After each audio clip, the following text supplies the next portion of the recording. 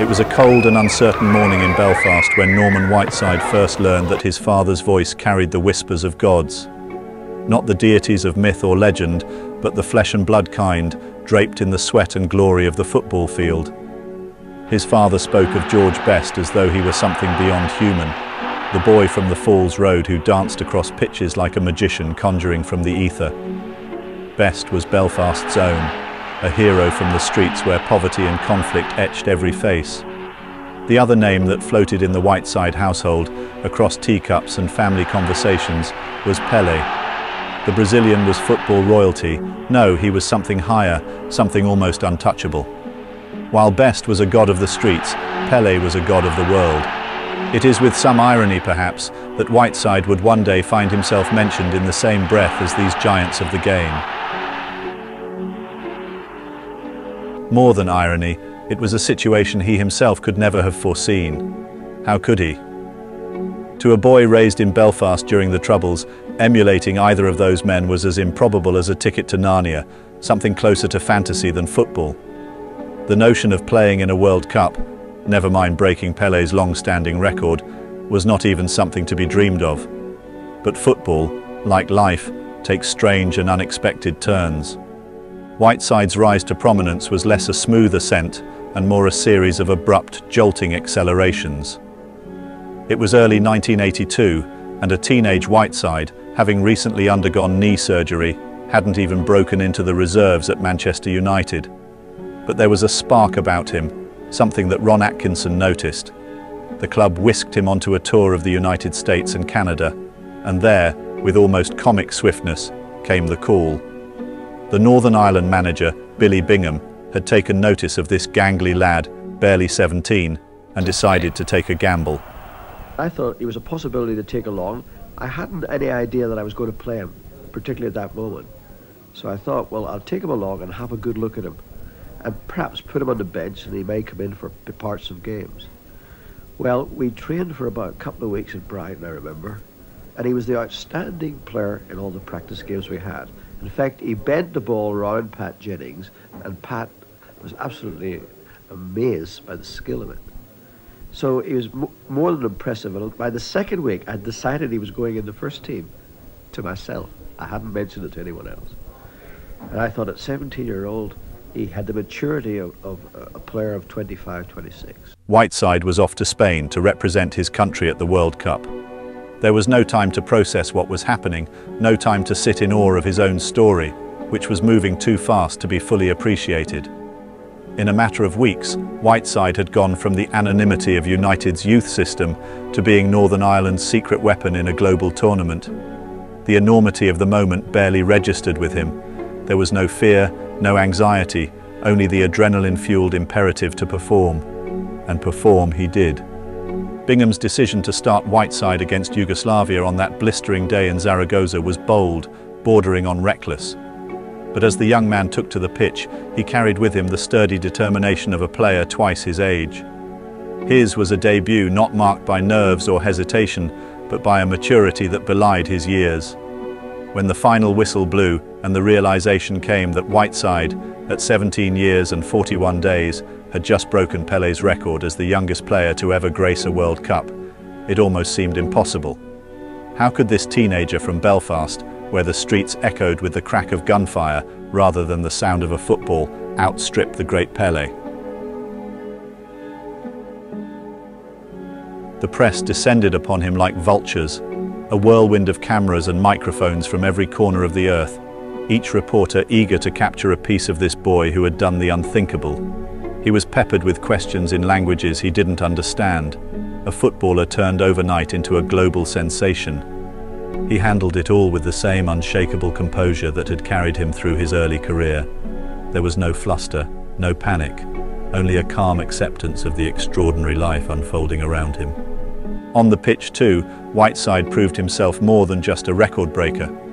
His robust and versatile style of play, a mixture of guile and grit, was perfectly suited to the physical demands of the World Cup. Northern Ireland, against all odds, topped their group.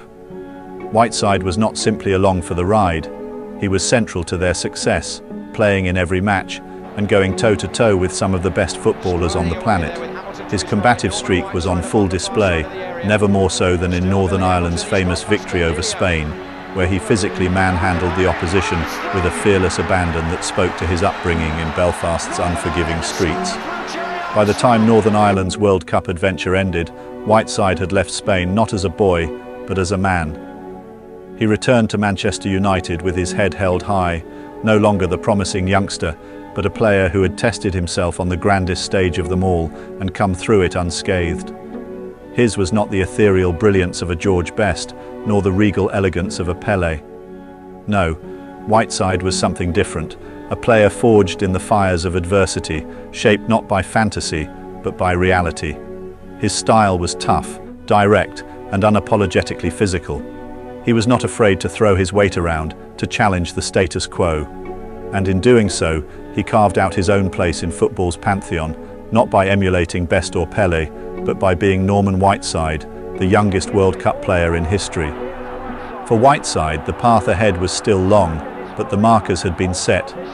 He had done what few ever dream of doing. He had stood on the same stage as his childhood idols, and in his own way, surpassed them. The streets of Belfast, where George Best had once been king, now had a new name to sing.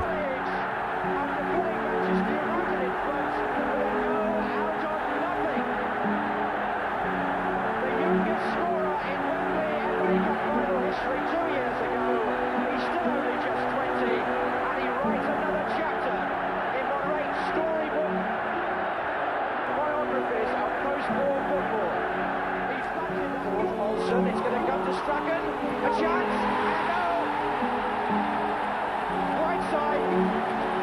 Whiteside got it. Calling for Manchester United, Robson holding him up for a moment, Moses playing the ball in for Whiteside. 1-0.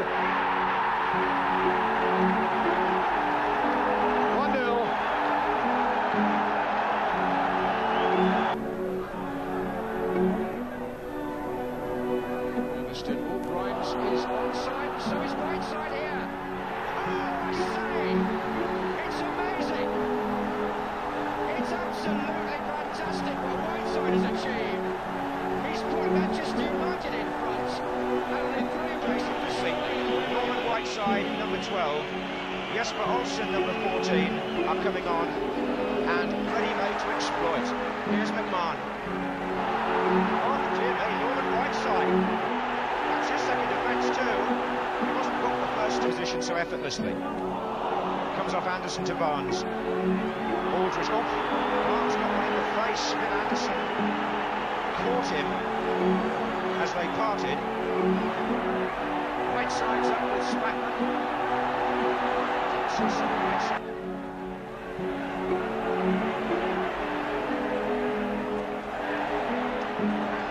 Oh, here's McClare.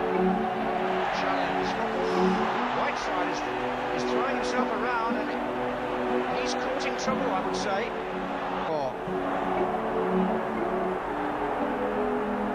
Bruce going outside him. Whiteside, yes!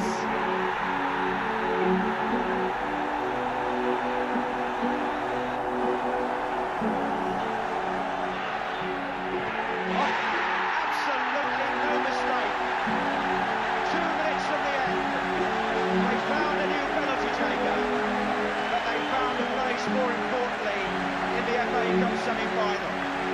Intercetta Boniek, ma insistono gli inglesi con Graham, attenzione, McGrath si gira bene, lo disturba Scirea, Whiteside, gol del Manchester United realizzato proprio da Whiteside, e quello che temevamo si è verificato. 25esimo del secondo tempo, vedete McGrath che si gira bene. Moses hit a post, and Whiteside got the final touch as the Villa defence stood and enjoyed the action. Competitive edge is so often a vital factor. They're flying in now. With the kick. Whiteside at the near post, it's gone beyond him. Gillespie's in there but didn't really make anything of it. Whiteside turning it back.